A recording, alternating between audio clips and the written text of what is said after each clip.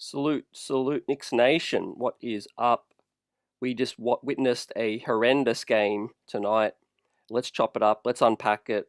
As the Knicks drop their first game on this road trip and are 1-1 after picking up a big win in Phoenix. But tonight, the Knicks just didn't have it. It was an embarrassment in terms of defensive side of the things, and offensively, it was sloppy. Mikal Bridges, Karl Anthony Towns couldn't buy a bucket, right? Jalen Brunson, super hesitant, passing up open shots, and it was just a flow-on effect, after a slow start. But the Knicks made a, heroic, furious comeback like they always do. They have pride. They're never out of a ball game, and they made a huge run in the third quarter, a 17-0 run, their biggest run of the season in a game so far to get back. But as always, that exerts energy, and the fast-paced tempo, the Utah Jazz just were too fast for us, too big. They played with three big alignments at times with Collins, Markkanen, and Walker Kessler, and then they also had Drew Eubanks as well. And the Knicks were soft. Knicks were soft defensively, no paint presence. Outside of Jericho Sims, who we're going to give Jericho his flowers. But obviously, Mikal Bridges, worst game as a New York Knick, man. He just didn't have it going offensively. And defensively, he was really poor tonight. And Karl Anthony Towns was poor defensively down low as well. And the Knicks made their run when Jericho got into that ball game, right? But Cameron Payne gave the New York Knicks some huge energy and helped the Knicks get back into this ball game. As we take a look at the stats, right, the New York Knicks won the fast break points. The New York Knicks won second chance points as well, right, which is so surprising. But if you look at what the New York Knicks allowed, 50% from the field for the Utah Jazz all game. That's an embarrassment. 55% from three that the New York Knicks allowed as well. Another embarrassment as well. And you're simply not winning a ball game if you're letting any NBA team shoot 50% from the field and 55%, well, basically 56% from distance as well. And of course, with our 39% from the field and 33%, it just wasn't going to be enough, fam. But the New York Knicks got 10 blocks, 10 steals, and they forced their way back into this ball game. But let's unpack it. Let's talk about some adjustments, because I don't know how much longer it can continue playing Karl Anthony Towns at the 5. And obviously, we've got some good news on the way with Precious Achiuwa set to return. Mitchell Robinson being really optimistic, hopeful that he can return in the new calendar year. In this calendar year, according to a post that Mitchell Robinson made on his social media. He's hoping for a December return at some point late in the year. But we gotta do a lot better, and we see a lot of people saying this is a trap game. Yes, I completely agree, but I also feel like this is something that we're going to continue to see, and we can't just keep saying trap games, because we just weren't good enough tonight. And you credit the opponents as well, right? Any NBA team can steal your lunch, right, if you're not switched on. And we were just putrid tonight. There's just no other way to say it. Jalen Brunson was really maddening. I was so frustrated with Jalen Brunson in this one. And yes, he was getting fouled a lot as well, but minus 15, you don't see that very often from the captain. The amount of times he was passing up just open shots just to continue to dribble and do nothing, dribble into traffic, then dribble it back out, and then dribble the basketball 1,000 times before doing nothing with it and passing up open shots. And then obviously Cat, 1 of 9 from distance as well, with Mikal Bridges, 1 of 7 from distance as well. A wretched 3 of 15 from Bridges tonight. But salute to the guys that actually play defense tonight. OG, Hustle, Josh Hart as well, Cameron Payne, and also Jericho, Jumpman Sims, right? Cameron Payne, it says a lot. We're a veteran minimum guy fighting for his, NBA career, and his lunch has to show more effort than these starters, right? And that is an embarrassment on their end, but Cameron Payne needs to be commended. So that's basically my rant for this one. What are you guys thinking? Let's shout you guys out. Salute to the chat. Smash that like button. I think we'll get right, as this West Coast trip goes along, and we'll probably, answer the call and put in a huge performance against Utah or Dallas like we usually do, man, in traditional Knicks fashion, man. We drop these winnable ones, and then we probably pick up a really super tough one, as well as we see OG Anunoby get a huge stop, which helped the Knicks get back. We got within 2 points, so we were down 19, I think, and we clawed all the way back to 2 points off a 17-0 run. Buzzer Beater says this was a trap game, and I called it, and I can't wait to give out grades on this one. Yeah, look, we're definitely going to get be consistent and give out these grades because we know it's a staple of the show. We've got to stick true to that. But I mean, I'm really wanting to just give it most of the starters an F in this one, but we'll break it down like we do. Troy also says this was a trap game, but the Knicks looked exhausted out there. Yeah, altitude definitely counts for something. I'm a big believer in that. And obviously Utah practice and they play in this kind of altitude, but we just came out too slow and it was unprofessional for a team that had a 2-day break. And Utah coming off a 4-game losing streak, and the Knicks coming in with a 4-game winning streak. And I'll basically sum up what I think this team is missing, man. Tonight aside, just overarching from what I've seen this season, I think this team is just lacking that hunger. They're lacking a bit of physicality and that killer mindset, that you need to show if you're a serious team. If you're a team that's competing for a championship, you walk into these kind of teams building with that killer mentality, that killer dog attitude, and you put these teams away that are tanking. You don't even let them hang around. You make your intentions clear. But I think we are undersized at times against certain teams. We are lacking a bit of physicality, which I think will come when we get Precious and Mitch back. But also I think there's a little bit of that killer mindset missing where, you're coming in, like I said, off a 4-game winning streak. You should come into this team's building and put them away. But we were cotton soft, to start the ball game, and that's a mentality thing. It's not necessarily a skill set. Teams miss shots. I'm not going to kill this team because they miss shots tonight, but it was just a killer mentality where we were lacking and we weren't ready to fight. Defensively, we're also slow. Chris says this was the game to play Dadier and Huck Porty more. Had no D to protect the rim. Great comment. 100% agree with you on that one, fam. I think Dadier, I need to shout him out later as well because Dadier gave us some really solid defense off his limited minutes and a couple of great sequences, but only played 3 minutes. You're probably wondering why, but it was obviously because due to the OG Anunoby foul trouble as well. Yeah, guys, how maddening was this play to end the half? This set the tone for me as well. Cat shoots an early jump shot with 5 seconds left. They get the rebound, and this is the exact way that you don't want to close a half out. Mikal Bridges gets absolutely burned on that one, caught back on his heels, slow-footed, and you give up a buzzer beater to end the half, man, and go down 15 at the half. So I was really frustrated after that, and I certainly thought this team was going to fight in the third. I didn't think that they would erase a 17-point deficit in like 3 minutes. But that just tells you how maddening this team is right now. When they really lock in, they can really lock in, but then they're just coasting. And I think that's where it comes down to that mindset, right? We're not playing with a killer mentality right now where, you're competing for top billing. Right now we're kind of coasting. B Fit says we have a fatal weakness. We can't stop double bigs. That's another point I was going to make tonight, and you see it. I agree with you, 100%.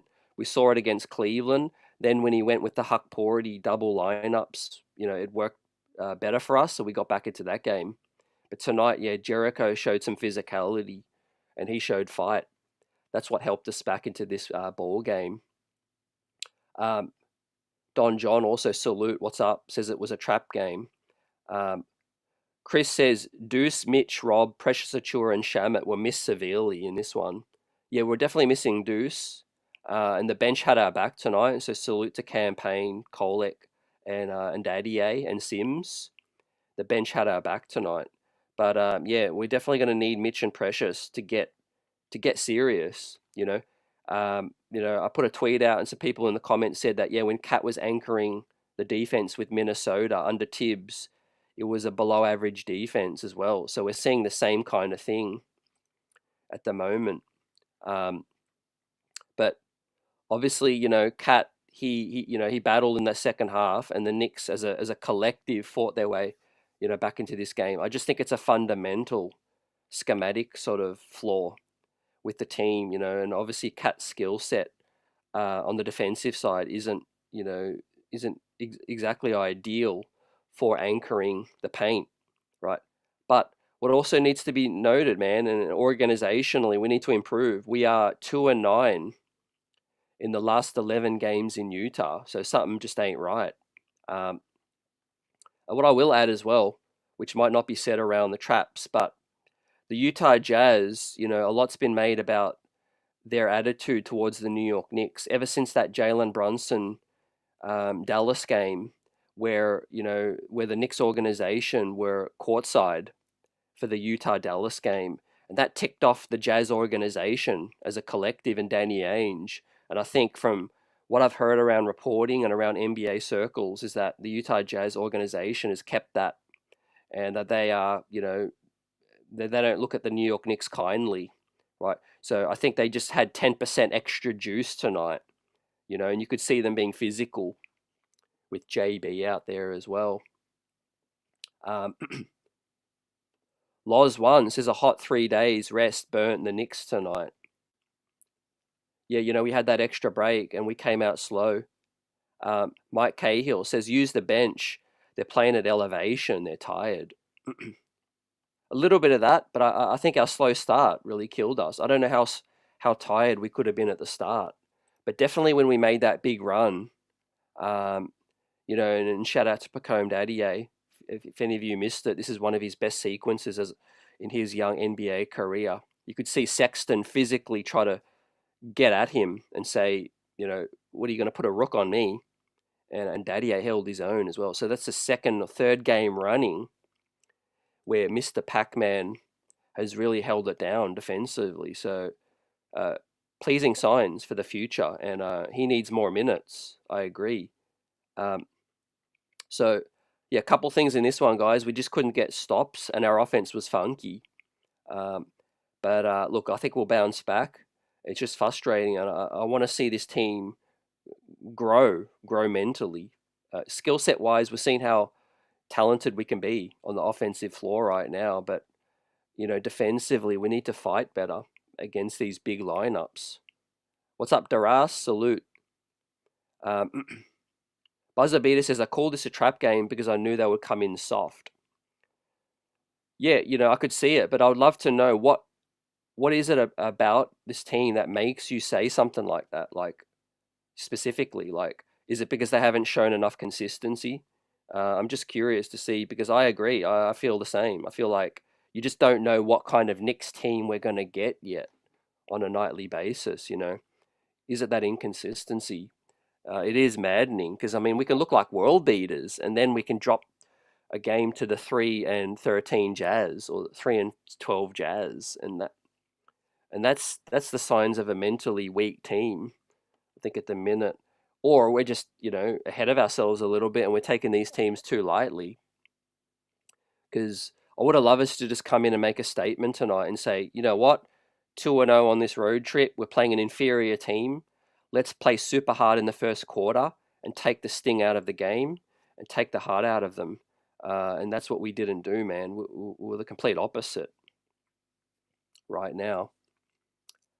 Get on my level. What's up? Says we went on a 17-0 run when we had Sims out there. Tibbs should. Sims good energy, yeah. More of a defensive-minded player, and Cat just ain't that right now. It's no coincidence that Minnesota had their best years with Cat and Rudy Gobert, not OG Anunoby and Cat. I think against these big lineups, we are soft, in the interior, in terms of anchoring the paint. AP says, CT, this team's a bunch of pretenders, right? Tibbs must be replaced, says AP. I think it's early to say that, but yeah, I'm frustrated. I'm frustrated. I feel the frustration from you guys as well. Uh, we need to learn from these, but yeah, we need to take every team more serious. Um, but I don't think I'm not putting this one on Tibbs, right? Because basically he can't, anchor the defense. Cat's not that guy at the moment. Who's he going to play at the moment? Huck Porty next to Cat. I guess that's something I would love to see, but I don't know if he's going to go to that yet.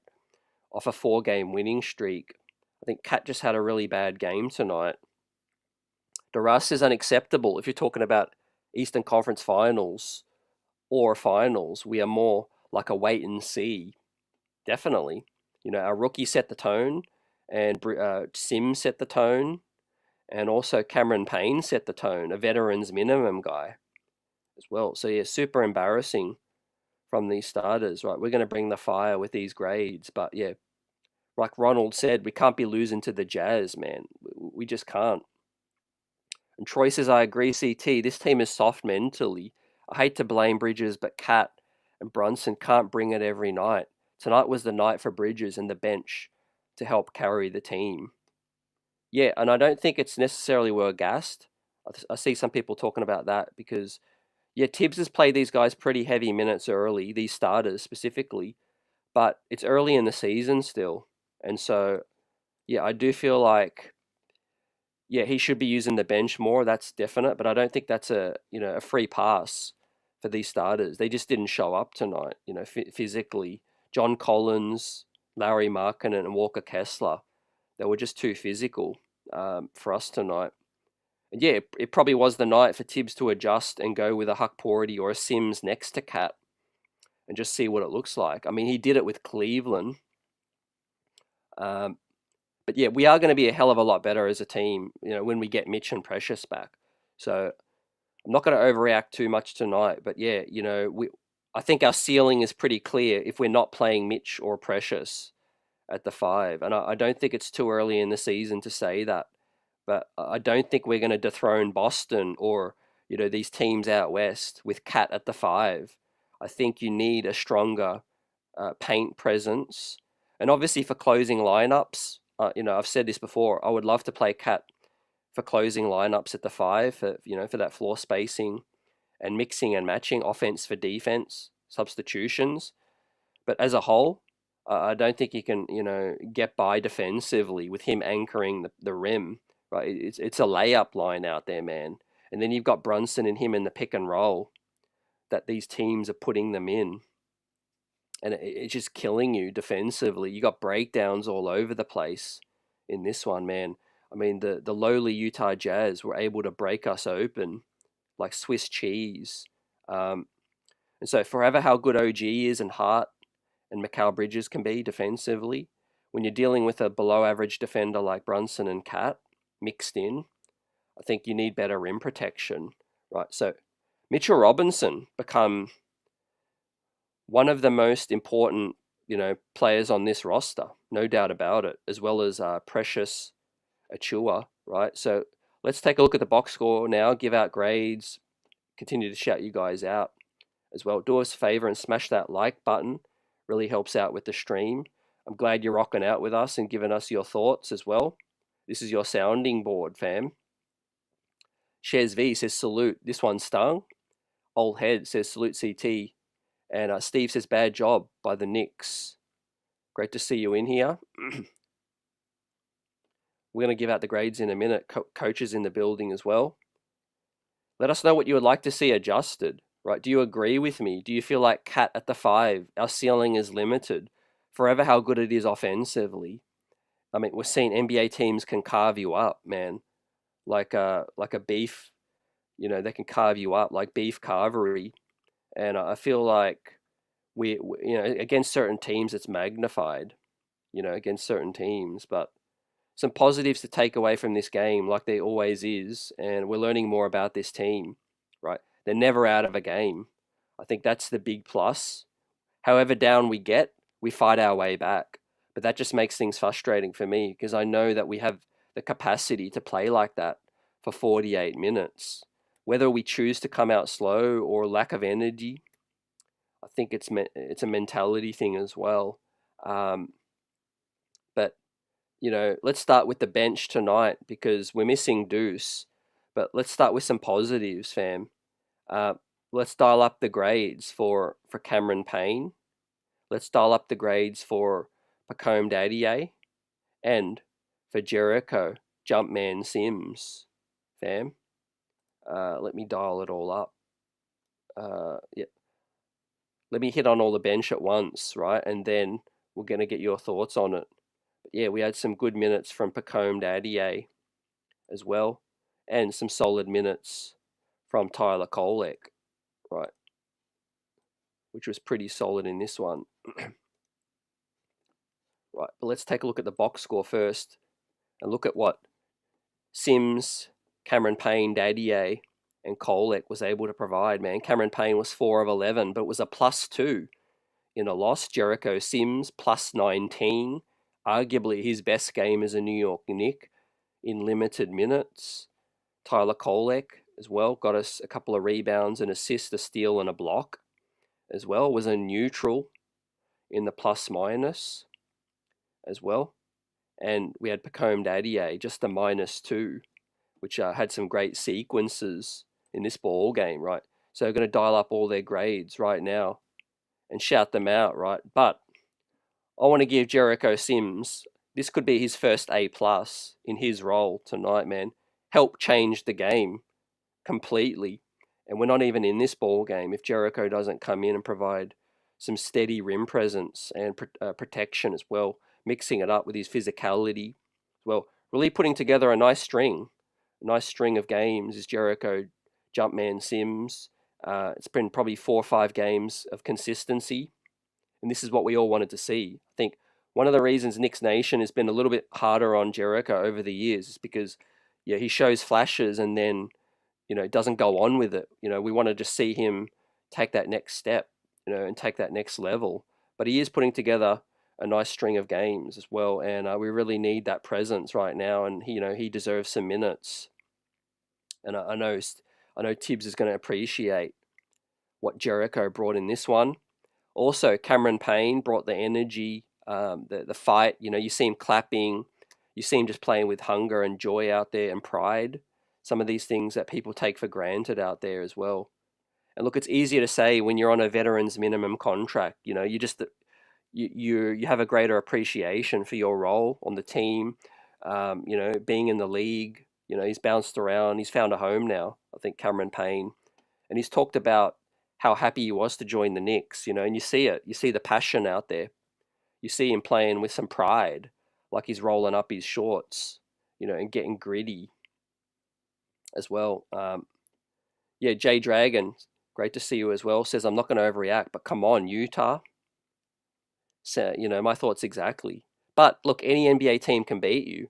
So it's like we've seen Boston lose to the Atlanta Hawks. We've seen Cleveland almost undefeated.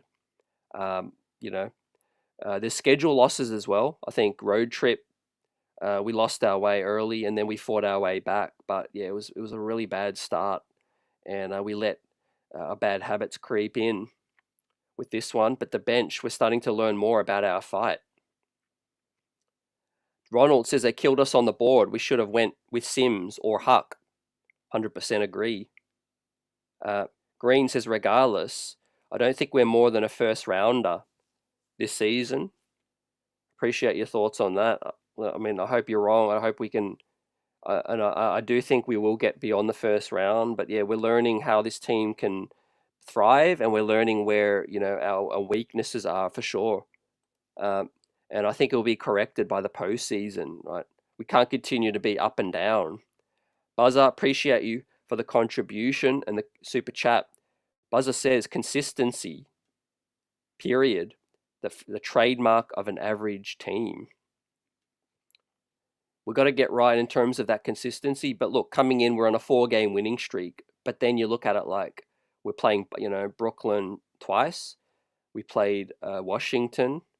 And then obviously we had a pretty good win against Phoenix, who were undermanned, but still had Devin Booker as well. So not convincing by any stretch, but we were taking advantage of our position, and we were, winning these games that we needed to win. And then we regressed back to the mean. by giving this one up. I was kind of really hoping we'd get separation on the pack, because if the Knicks got a win tonight, we would have tied the NBA longest winning streak at 5 right now, and we would have put some separation on the 5th seed and below. But now we're back with the pack in this very young season, right? But yeah, it's a shooter's game, and at one point in this ball game, the Knicks were 3-20 on any of the non-OG 3-pointers as well, and I think our closes to quarters need to be fixed as well. To close that second quarter and the half was really embarrassing, right? To take that early jumper and then give up a bucket, let a guy go coast to coast like that. I mean, there's a lot of things that will make a coach really furious, and a fan, obviously. But this one probably had me the most heated this season. I'm not gonna lie.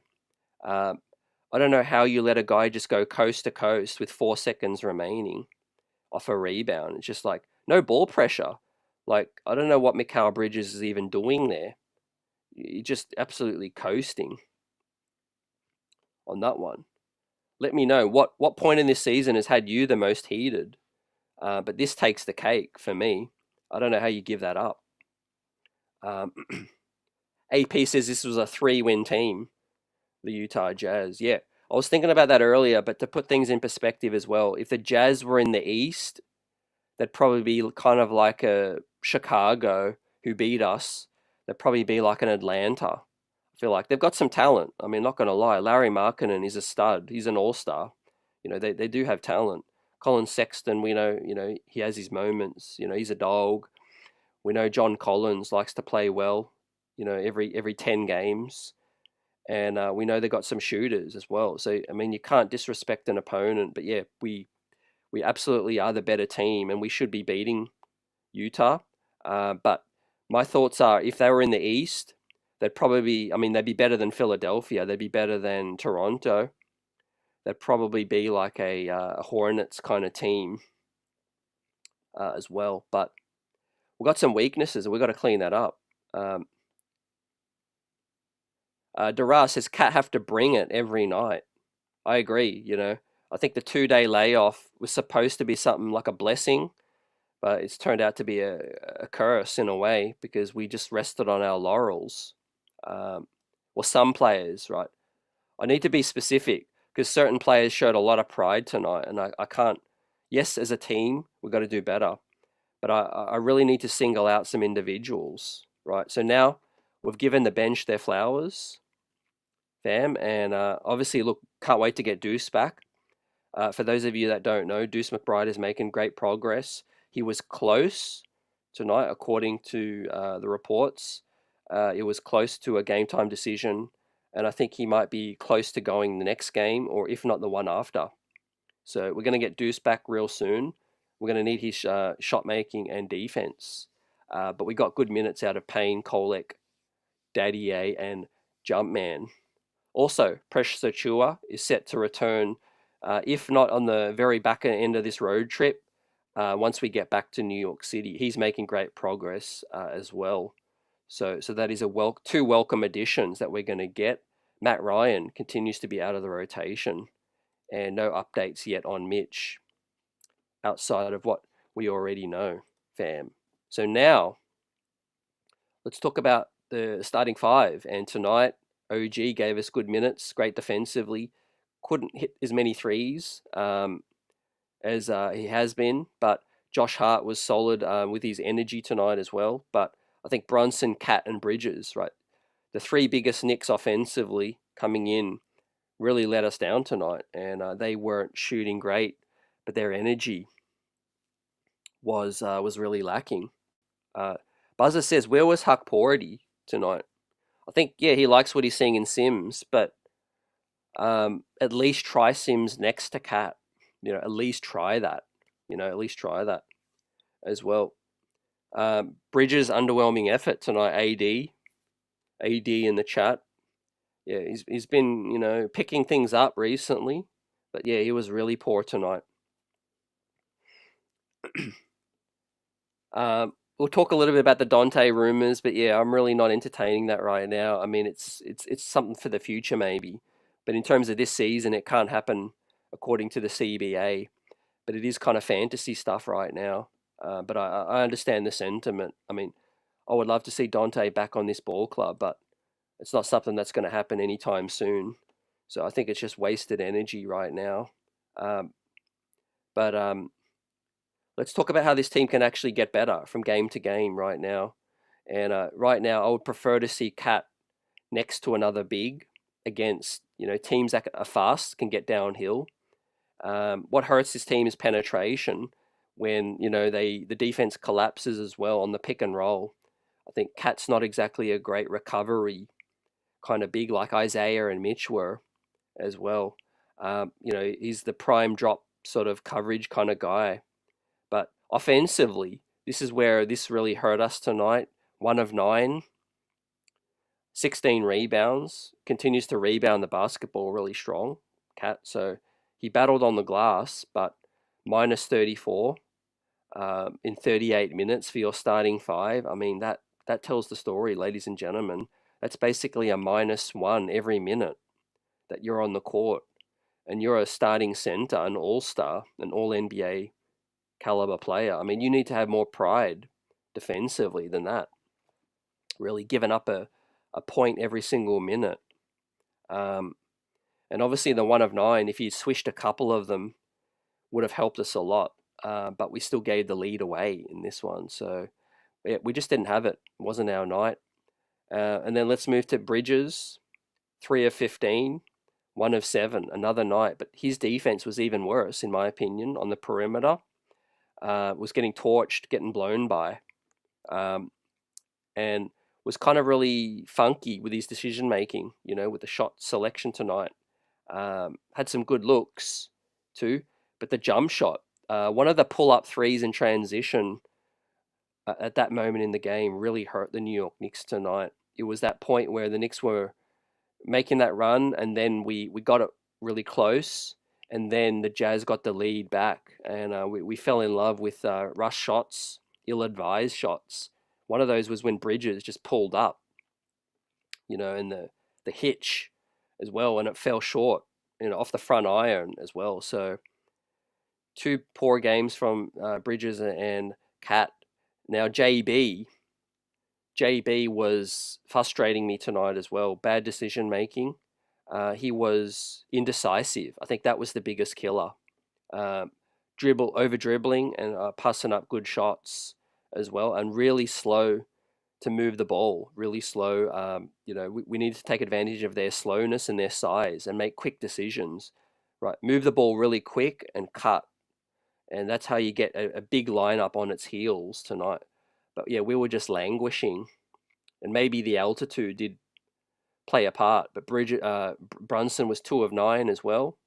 Put up 23 points because he got into the mid-range as well and hit 5 free throws, but he was a -15 as well. So we're going to single out those 3 starters and give their grades right now, fam, and then we'll move to the next one, right? We've got Sandman in the building. We've got Green, and we've got some people talking about Walker Kessler as well, about the Utah Jazz. Yeah, I think the Jazz have talent as well. Yeah, I think there's a lot of reasons why they're bad. They're in the West as well, but yeah, they're capable of beating anyone with the talent they have. They've obviously got some young players as well that are up and coming too. But yeah, I think the New York Knicks just took them lightly, together with some bad shooting and awful defense. But Cat, Bridges, and Brunson tonight, man, really, really poor efforts.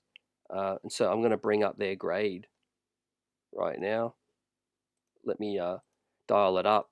And you guys give me your grade for these big players on the New York Knicks starting five, right? That a big part of what we do.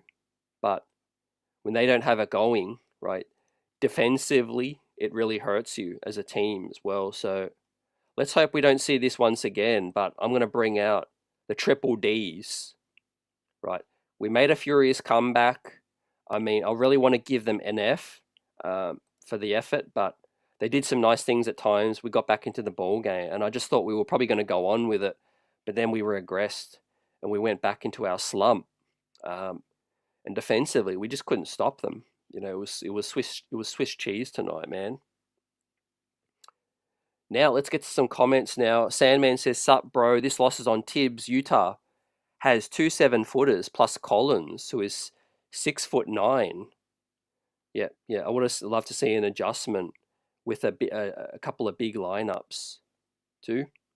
Green says, "The fact we're waiting on Mitch with his injury history tells me we're not that good." Well, yeah, injury aside, and obviously the injury situation is, a big factor in it all. I do think Precious Achiuwa is another option that could really help us together with Huck Pority.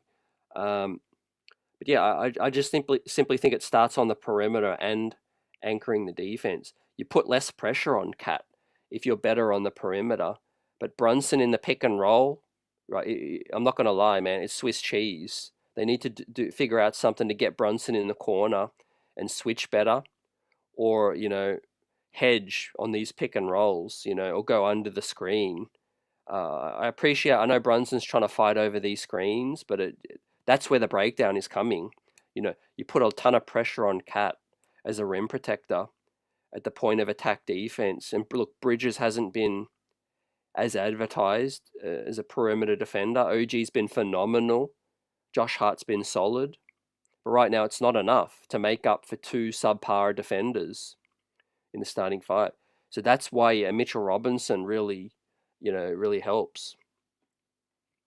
And we're gonna give OG and Hart their grades. Next up, B Fitz gives OG the A. He played line to line with this one, and Troy also says OG is an A. But at this point, I could bench Bridges and replace him with a big.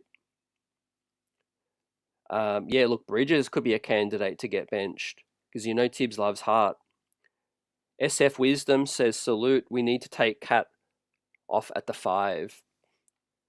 I think we need a bigger sample, but yeah, we need an adjustment." We're going to talk about Tibbs next up. But yeah, combined with missing shots, our defense was really poor and we need to be better. But for OG, let's take a look at OG's numbers, man. Helped us get back into that ball game. Couple of steals. OG Anunoby, 3 steals and 2 blocks, man. 5 stocks for our best defensive player with 27 points as well.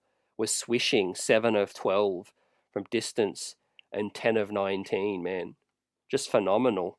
56%, 58% from 3.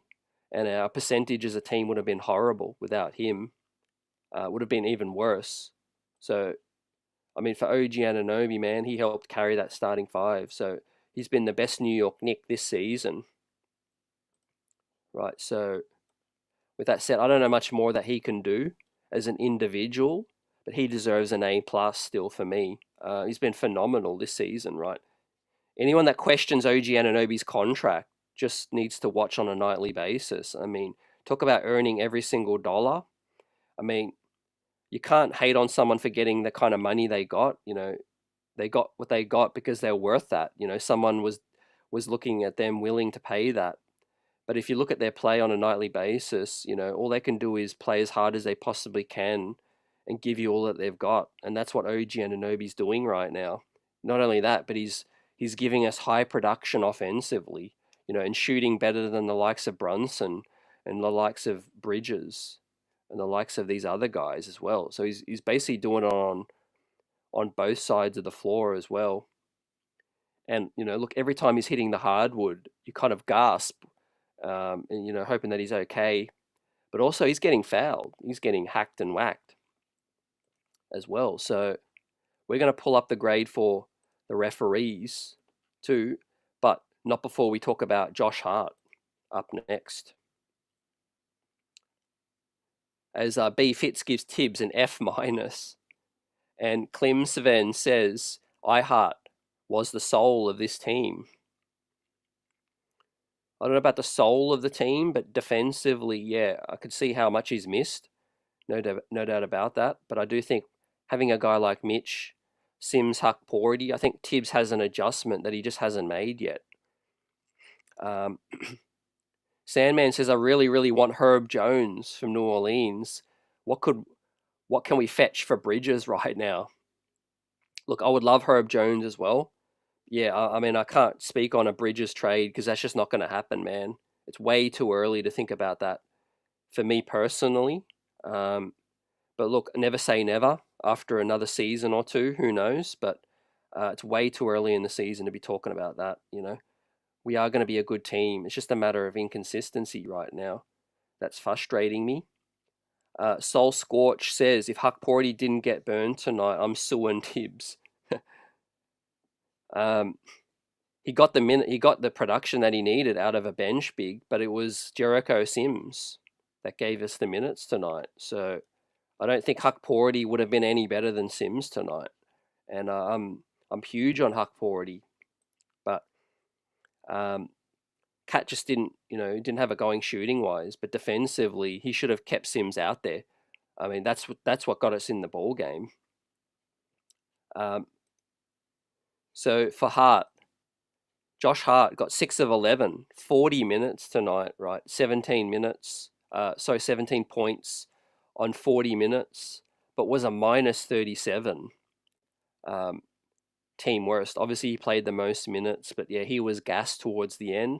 6 rebounds, 6 assists, and also 5 stocks from the Lionheart too. So you love that hustle and that energy too. And was 2 of 4 from distance and 6 of 11 on efficient shooting from the Lionheart.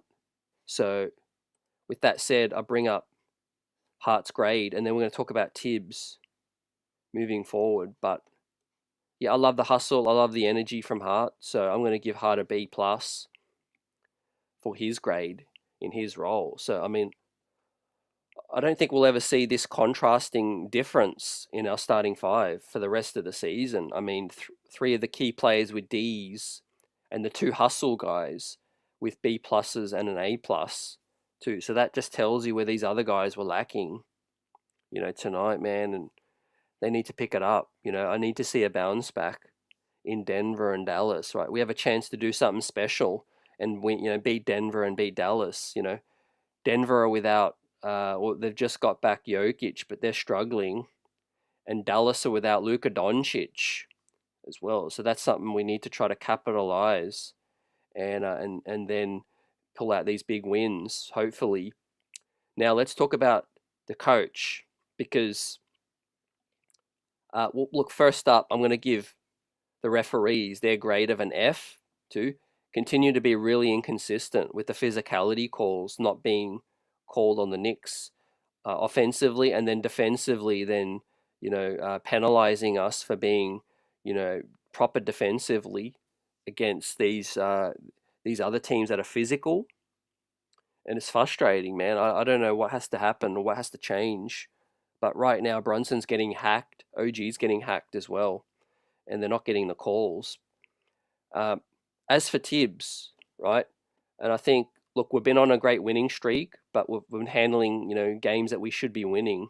These are the ones that we need to really judge this team on, because it's a chance to really further cement our standing and gain more momentum with this ball club right now. And I think Tibbs has had enough of a sample size to see against big lineups that it's not going to work, and also the defense of Karl Anthony Towns at the 5, right, and not trying a too big alignment with that. So with that said, man, I'm going to pull up Tibbs's grade on this one, and it's not going to be pretty, man.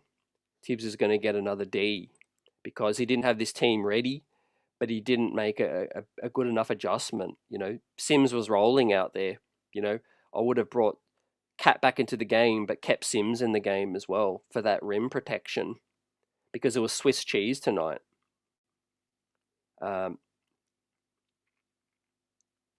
Mike says Cam was huffing like he ran a marathon. Used the whole bench. Tibbs is frustrating. Yeah, Payne was awesome tonight with his energy, and he deserves his flowers tonight. But yeah, the other guys just didn't show that same level of hustle too.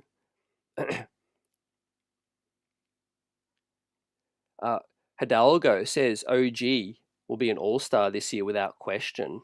Yep, definitely. Okay, let me just fix something up in the chat. I don't know what's going on with this, but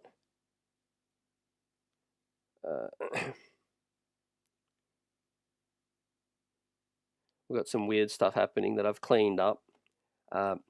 Sandman's going with an F for Tibbs tonight. Yeah, I could see that, definitely. BFit says Heart C+. Sometimes too much is too much. He's not the number one option, ever.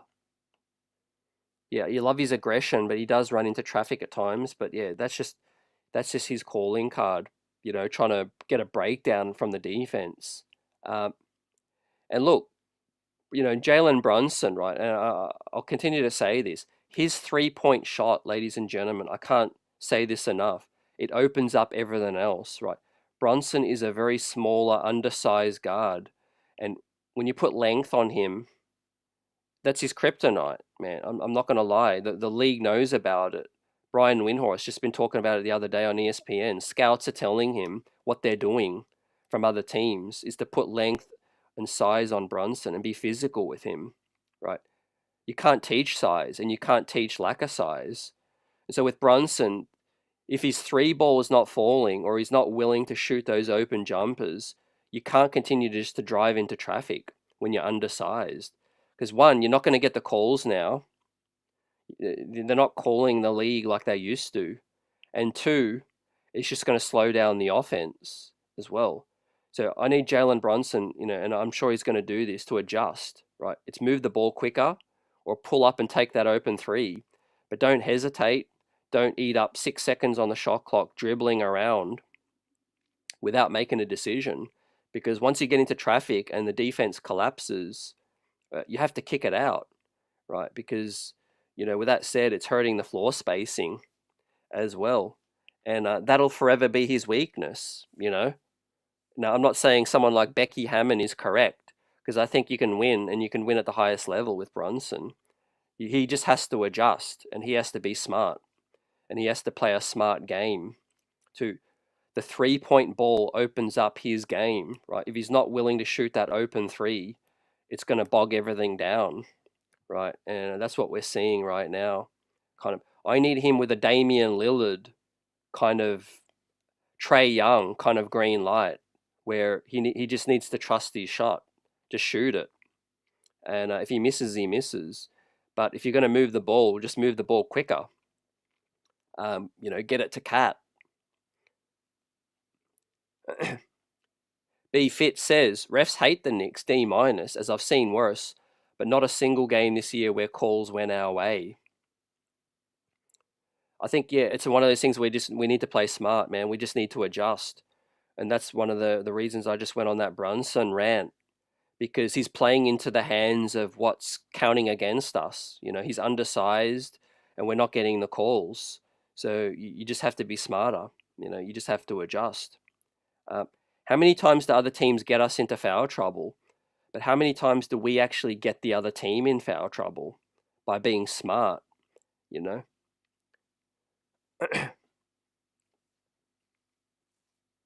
Clem7 says, the problem with having an amazing offense with a poor defense is if shots are falling, if shots aren't falling, we automatically lose. Look, I think lineups will be a big key. I think we can survive some bad shooting nights. We've got, let's say, a 30-minute game from Deuce McBride. You've got to ride maybe Cameron Payne a little bit more with his defense as well. Maybe you go with a twin tower lineup. I think there's ways where we can sustain a poor shooting night, but our defensive effort has to be a lot higher. It just does. The activity and the energy. And this is only the second game of a road trip.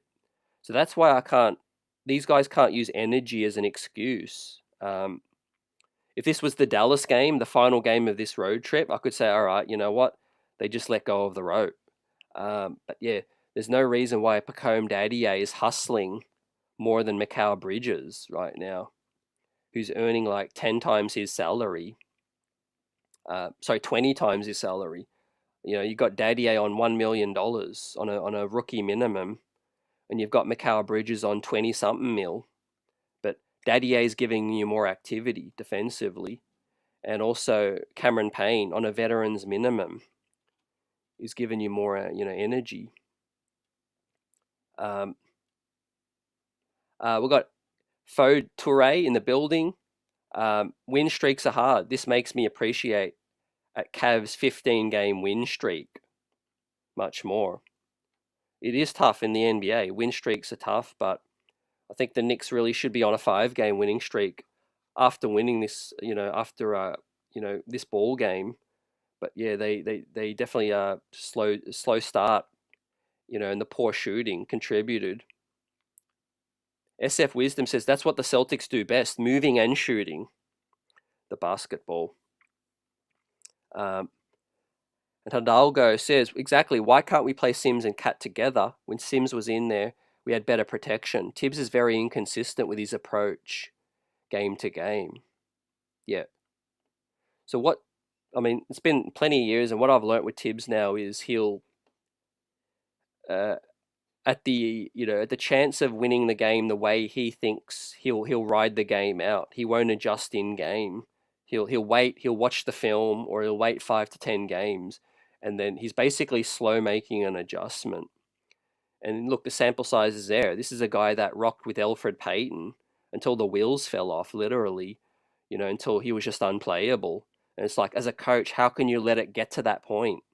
This is a guy who rode Alec Burks at the point guard spot until the wheels fell off when he had a better option. Again, so this is a guy with a track record where he will go down with his methods. He will go down in his sword with his stubbornness as well. And look, if it costs him his job, you won't be any sympathy for me, because he has to play a big next to Cat. There's just no other way around it, man.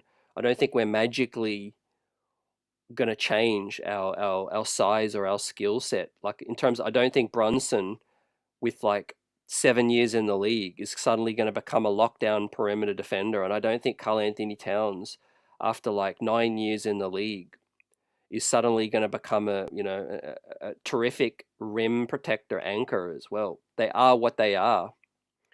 The point is now to adjust, and there's enough film out there for the rest of the league, right? What are you waiting for at this point? You don't need to be like going back and watching years of data and film. We already know who these guys are. You know what I mean?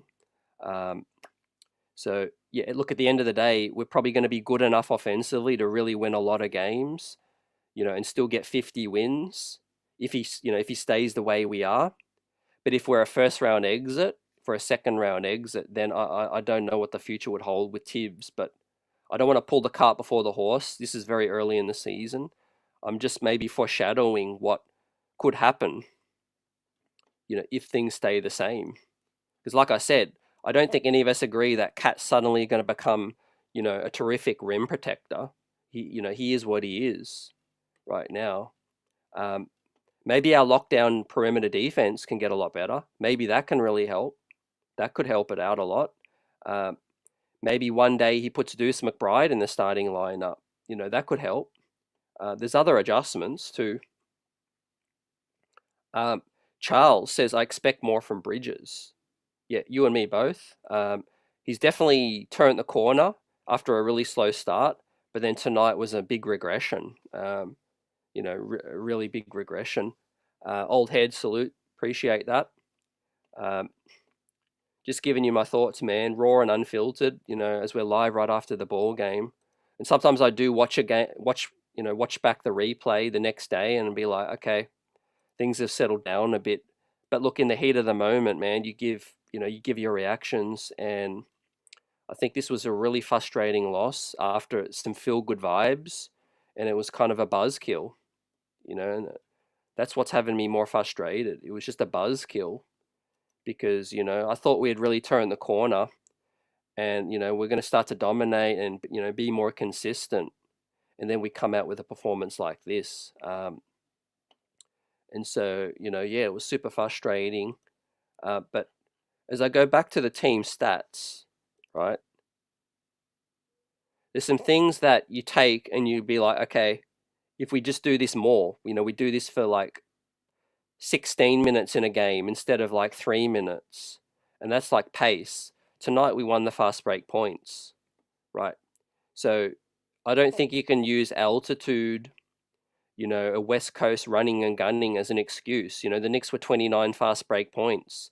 Utah were only 14, right? So how did we outscore them on fast break points with our defense so bad? We couldn't buy a bucket either. We couldn't buy a three. Some of these other guys, but our perimeter defense, our half court defense was horrible tonight. Giving up 50% from the field and 56% from distance for the entire game. And I think you heard Tyler Murray on the call with MSG tonight talk about it. That the Jazz are a very poor shooting 3-point team, or a very average 3-point shooting team coming in, and of course we give them their night where they give up. We give up 56% from distance as well. So our half court defense tonight was really poor, but our transition offense was excellent with that run.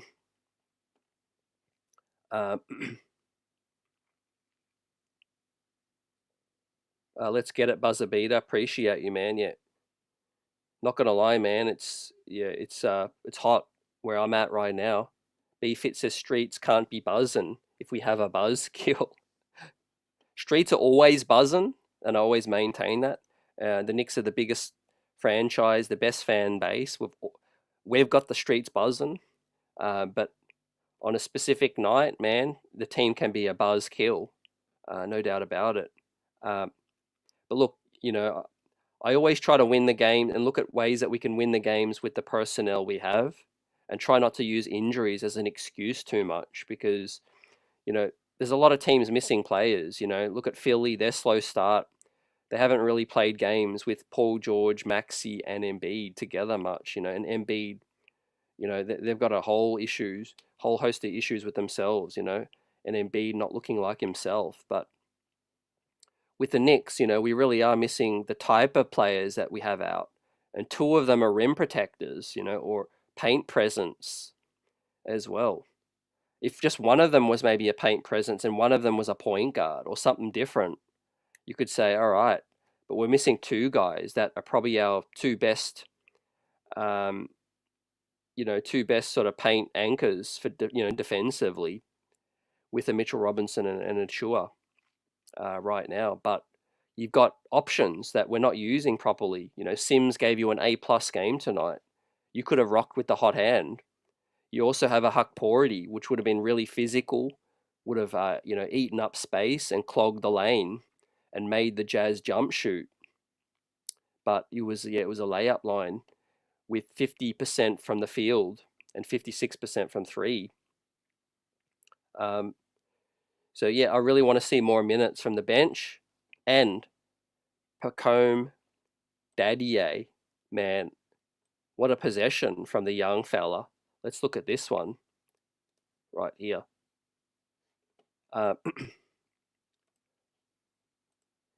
look, just to switch up the conversation a bit as we wrap up this show, man, I want to give you my disappointment of the season so far, the thing that I've been probably the most pleased about so far, and I'm going to give you the biggest surprise, and you guys give me yours as well. So what's been the biggest surprise for the season, or who's been the biggest disappointment, and who deserves player of the season, or who do you feel the best about? Right, as we look at this sequence right now from Pacome Dadier, right, Colin Sexton, man, had him in a straitjacket for 2 straight possessions, right, and so I think he's making a really, really strong case for surprise of the season, right? I know it's a small role, small size, small minutes, but what really has surprised you more than the player that they thought was least ready to contribute, the player that most people thought was going to see the least amount of time according, G League, first round draft pick stash. People thought he was years away even. Here he is, looking like a proper NBA defender and a perimeter defender as well, not leaving his feet, not showcasing any rookie tendencies in this one. I mean, Sandman says it right now. Pacome must play. He must play more as well, right? He's showing pride on the defensive side, and he's shooting the basketball at a really high clip for the team from distance as well.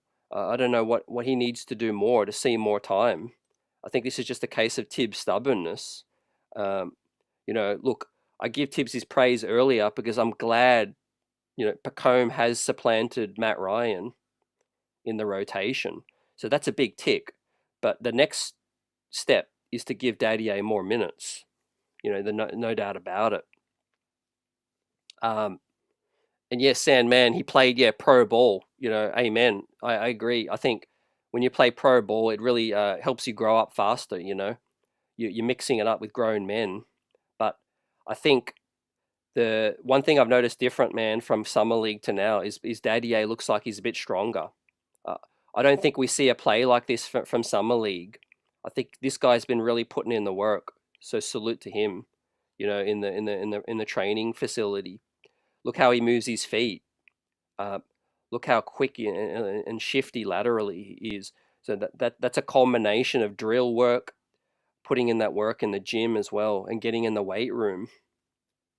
And I do think Pacome Dadier looks a couple pounds stronger, at least, from summer league. His arms look a bit bigger as well. He just looks like he's a stronger player, and I think it's going to be great as the season goes. So, look, he could be. Yeah, I think he's going to be my surprise for the season in terms of a player. Probably slightly ahead of Cameron Payne. Now, I thought Cameron Payne would be really solid. I did appreciate the pickup based on the veteran minimum salary and the opportunistic nature of the signing. But I didn't think that we'd be counting on Cameron Payne to this kind of level to bring the energy, the defense, and the change of pace. So I think Dadier maybe edges out him for that surprise for the season so far for me. But glad he's in the rotation, and I think opening night was a surprise as well. The fact that Tibbs trusted him against Boston, right? And then obviously the best player of the season so far, and the thing I feel the best about is not Brunson, it's not Karl Anthony Towns, and it's certainly not Mikal Bridges, and it's not Josh Hart. It's OG Anunoby, right? OG Anunoby's been player of the season so far, and the Knicks MVP. There's no doubt about it. Both sides of the floor. This is why you pay your $42 million, right? I see people talk about baby Kawhi. That tells you, the story. Anytime that you're compared to a two-way god like Kawhi Leonard, that tells you that you're a winning player, because I'm talking about healthy Kawhi, by the way, not the Kawhi Leonard right now, who's riddled with injuries, but the championship Kawhi Leonard, the two-time champion. That's what wins you chips in the NBA. You must play both sides of the ball, right? If you only play one side of the ball, you're basically, you could be compared to anyone in NBA history. You could be anyone from a Kyle Kuzma, a Jordan Poole. You could be anyone from a Trae Young. It don't take much to put up points, but to play both sides of the ball, you're super valuable. In this NBA landscape. So OG Anunoby, you get my MVP for the season now so far. Now, last but not least, my disappointment of the season so far, and I guess it's compared to what my expectations were as well. There's been plenty of disappointments. I think obviously across the board, Brunson's slower start, that was disappointing. Cat's slow start as well. But Bridges, I did expect more consistency out of him. And I can handle missing shots, but what I can't handle is, the up and down nature in terms of his effort. You know, and sometimes he's just not hustling. He's not playing hard enough, is what I'm seeing. You know, and his awareness, all of that is lacking. So Bridges, disappointment of the season so far. B Fit says Dadier is going to keep filling out. Yep, 19, 22 years old is a big growth for most people. Yeah, 100%. I'm looking forward to that. Yeah, the young god. I think he's going to be a young wing stopper in the league with a jump shot as well. Really high, nice release. He's got a huge wingspan as well, a 6'9" wingspan too, and he's got a 6'11". Sorry, yeah, he's got a 6'11" standing reach, 6'11" standing reach, which is huge as well. What's up, Daniel Berry? Good to see you in here. Hey, the chat's buzzing tonight, despite a frustrating loss. Sandman and B Fit says OG easy. Buzzer Beater says, will you have an Xmas sale on merch? 100%. Yep, stay tuned. Great question. Appreciate the support as well. Old Head says, didn't know OG had this much offensive production in his bag. I think, yeah, the man's been putting in work, heavy as well. And I think it's funny how this team actually lives by that mantra. The magic is in the work. And I think Brunson and Tibbs come up with that. And you see a guy like Brunson who came from humble beginnings, as a second rounder to becoming an MVP candidate. He doesn't get that far without that hard work, and OG Anunoby's a product of that as well. Kind of like a, unheralded up, coming up in the NBA, to getting a $212 million contract. But, he really takes his craft seriously. And so does a guy like a Josh Hart, a hustle guy that earns an $80 million contract. So, I mean, let that be a lesson to any young baller out there listening, fam. Remember Fred VanVleet, Wichita State came up as a very unheralded, undrafted prospect, ended up, huge career earnings for Fred VanVleet. It's all in the hustle, all in the consistency and the work, and that's what's going to get you paid in this league, right? One GM will pay you, even if you're an average offensive kind of player. But if you can put in that hustle, and never take a night off. I mean, look at Jose Alvarado. Yeah, he just made a name for himself as being a hustle guy in the beginning, and got a guaranteed bag as well. So what frustrates me more in this league is players that just come in, and they just go through the motions. There's just so many of them. They put up shots, and they just don't look motivated as well. Now, I don't think any of those players are on this team right now, so that's a big tick. But the inconsistency is frustrating in terms of the mindset heading into the games. Needing to establish your dominance.